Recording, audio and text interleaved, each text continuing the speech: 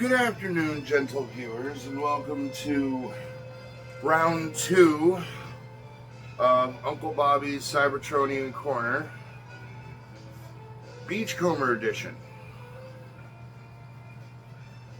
Um, Things just didn't go well the first time around, but that's okay. See, that's why we have the power of editing.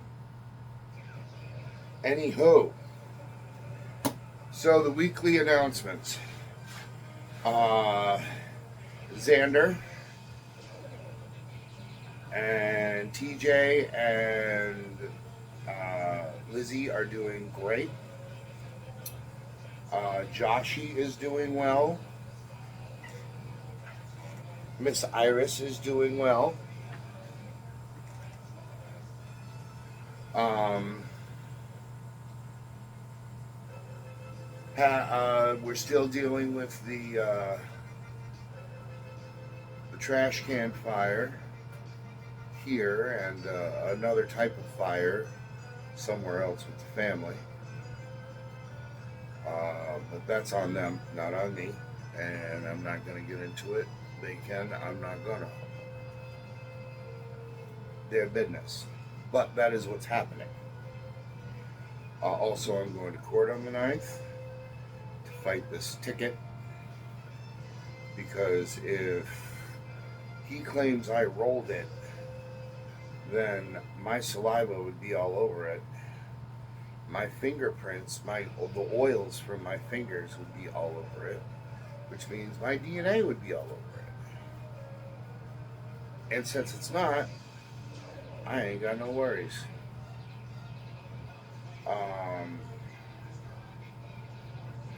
That's about what's happening with this week and the announcements for this week. So now we're going to get into Beachcomber. Now, I personally have the power of the Primes version. However, Beachcomber started in 1985. He was part of the Takara Micro Change line. He hit the show and the comic book for the second season. He got there via the space bridge because Ratchet, Wheeljack, and I think it was Hopper. It was either Hopper, no, it was Windcharger. That's right. It was Windcharger, Wheeljack, and Ratchet were able to hijack the space bridge enough times to where they could get the data to reverse engineer it for themselves. And then they just started bringing Autobots from Cybertron down to Earth and bringing other Cybertrons that were on Earth, shipping them back up to Cybertron. That's why in the cartoon, some of them just seemed to go away, because they did. They went back up to Cybertron. And Beachcomber is one of the ones that came down from Cybertron, along with Trax and Grapple, Blaster, Cosmos, Perceptor, all that. He came down with Perceptor in the science team because he's a geologist. He hates fighting, can't stand fighting. He will if he has to. He doesn't like doing it. He's just like, and he talks like he's Tommy Chong. It's just like, hey man, if you ever want some science type geology info, count on me. I dig things that don't deal in conflict. He's a real easygoing guy, like a stoner or a hippie, which, hey, I'm the time with a hippie, so I'm good with hippies.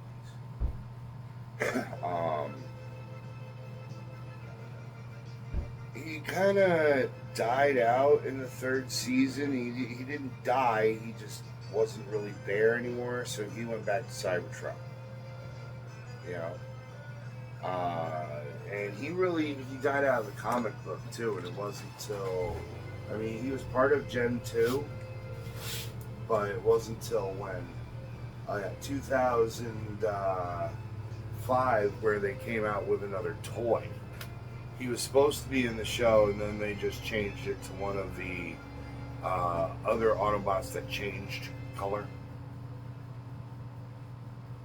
So he got gypped out of that show, but he was in animated.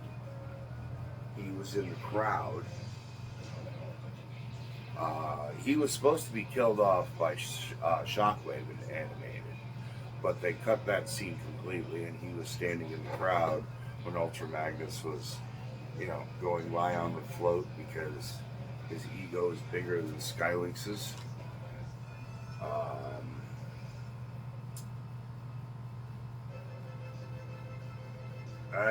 He had a small part in IDW, and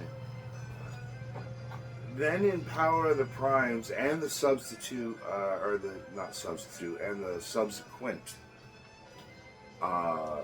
comic book,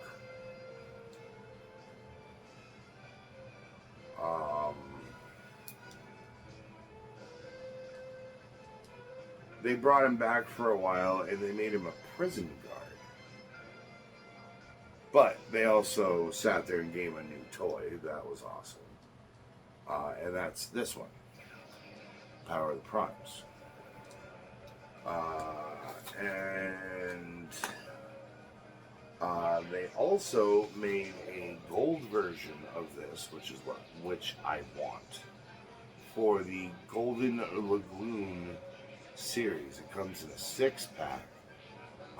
He comes with his little bird. I believe his name is Pete. And Soundwave, who comes in gold as well, has a golden laser beak. And I'm going to love that. So I do intend upon getting that at some point. Megatron, Soundwave, Beachcomber, Sideswipe, Optimus, and Bumblebee, I believe, are the 6. And yeah, I want to get that set. I'm wondering what the gold Bumblebee is going to turn into. If he's going to turn into like the little Porsche, or if he's actually going to turn into a bug. We'll see.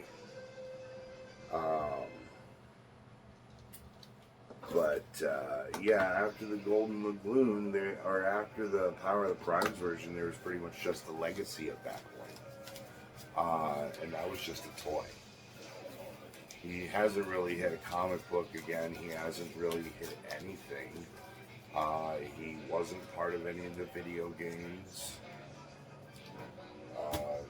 He's pretty much been laying back on Cybertron checking out metals and rock. That's what he's been doing. Alright. Other than that, there's not much of a history on Beachcomber. So what I'm going to do is I'm going to have you come on over. I'll show you his buggy form and the way he rolls.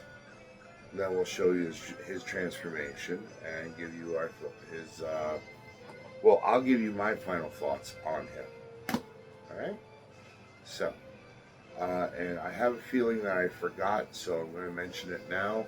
Talk to Joshy. He's doing well.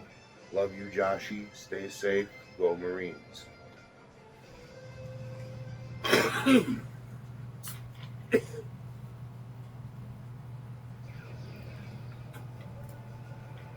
I may or may not have mentioned it. I don't remember. But in case I didn't, now I did. So, come on over, people. So, because I don't call my nieces and nephews baby, I call them honey and bud but not baby. Alright, so there's Beachcomber in his anti-beach war buggy. However, everybody else just says it's a doom buggy.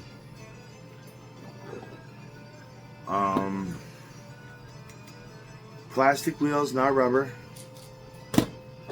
He rolls decent.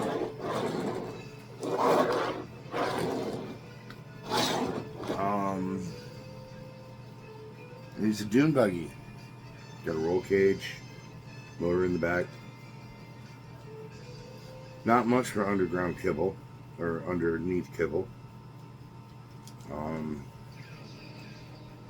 Yeah, that's his car. That's his dune buggy form. Now, for his robot form, you take the arm and you pop it loose. You take the other arm and you pop it loose. Then you take the leg, unplug those from there, unfurl it. Then you take this and you pin it all the way back, because that's the heel spur, and split the legs. Now at this point, you raise this up, you put your thumb here, and your fingers here, and you push, and there goes his head. Then you can put this down. And you have, hey, I'm Beachcomber, man, how you doing? Need me to look at a rock or a piece of metal? Yeah. During the show, he kind of reminded me of Macho Man Randy Savage. He didn't really remind me of a hippie or a stoner. Most people consider him a hippie or a stoner. I thought of him more like, hey, yeah, man, how you doing? Yeah. You know, more one of those, but, you know. Interpretation is up to the person who sees it. So, that's his transformation. It's really simple. And put him back, you just close the legs, join those in the middle, lift that up, join that in the middle. Lift that, pull that, put this in, all the way, then that, and then there's 2 holes and 2 pegs. You know what you do with holes and pegs. If you don't know what to do with holes and pegs, then you don't collect Transformers, or you don't play with them. You may collect them, but you don't play with them. Because Transformers all about holes and pegs. For real. I'm going to display him in robot mode. That's what I'm going to do. So we'll split those legs and separate the arms. Pop the head back out. And there we go. And for now, he can hang down here on the Gen 1 shelf. Because he actually belongs up there with the Gen 2 people over there in the corner. Or in Season 2, I should say. People over in the corner. There we go. So, my final thoughts on Beachcomber. I like him. He's pretty cool. I would prefer either the Legacy version or the Golden Lagoon version. Both come with his bird Pete. I do intend upon getting the Golden Lagoon version. So,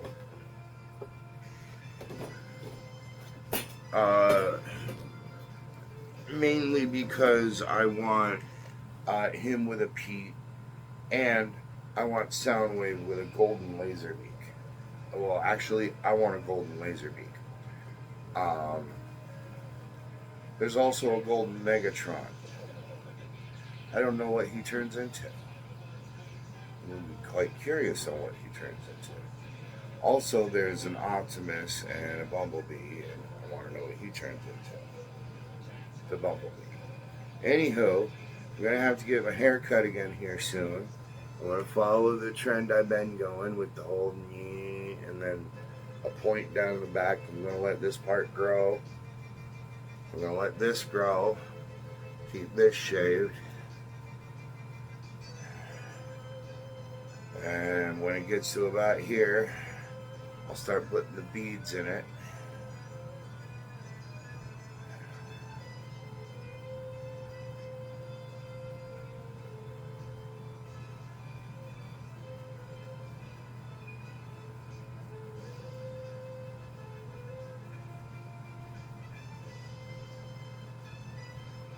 Yeah, yeah. Other than that, we're good.